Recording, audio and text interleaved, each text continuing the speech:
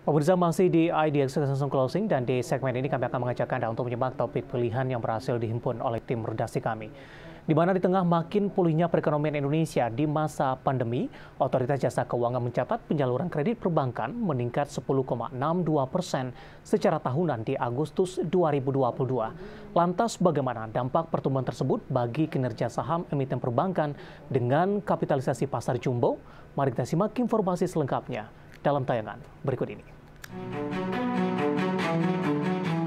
Otoritas Jasa Keuangan mencatat kinerja kredit perbankan hingga akhir Agustus 2022 masih dalam tren pertumbuhan, di mana kredit perbankan sepanjang bulan Agustus tercatat sebesar Rp6.179,5 triliun atau tumbuh 10,62% dibandingkan Agustus 2021.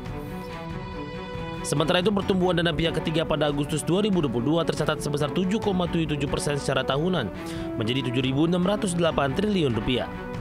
Namun pertumbuhan ini melambat dibandingkan Juli 2022 yang tumbuh 8,59% secara tahunan.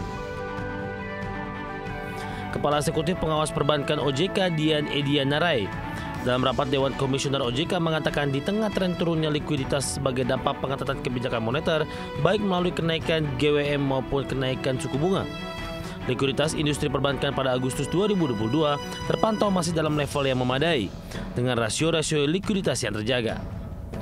Selain itu, kredit restrukturisasi COVID-19 di Agustus kembali mencatatkan penurunan sebesar Rp16,77 triliun menjadi Rp543,45 triliun.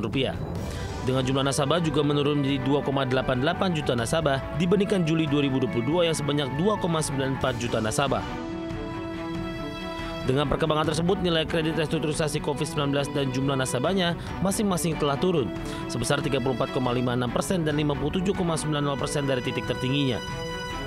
Sementara posisi devisa neto atau PDN pada Agustus 2022 tercatat sebesar 1,6% atau di bawah threshold 20%. Dan capital adequacy ratio atau CAR industri perbankan pada Agustus 2022 tercatat meningkat menjadi 25,21%. Sejalan dengan kenaikan tersebut, PT Bank Rakyat Indonesia Persero Tbk mencatat pertumbuhan kredit sebesar 9,08 secara tahunan di Agustus 2022.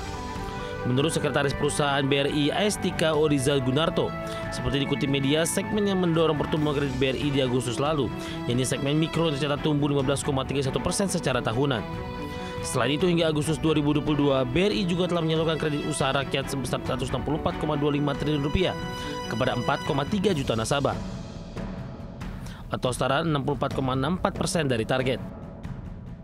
Di sisi lain, kredit PT Bank Sentral Asia Tbk per Agustus 2022 tercatat tumbuh 12,77% secara tahunan.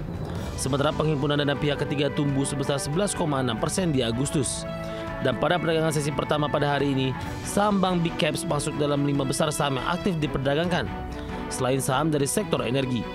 Tercatat saham Bank BRI mencatat nilai perdagangan sebesar Rp456,7 miliar, Bank BCA sebesar Rp287,9 miliar, serta Bank Mandiri sebesar Rp232,8 miliar. Berbagai sumber ADX Channel.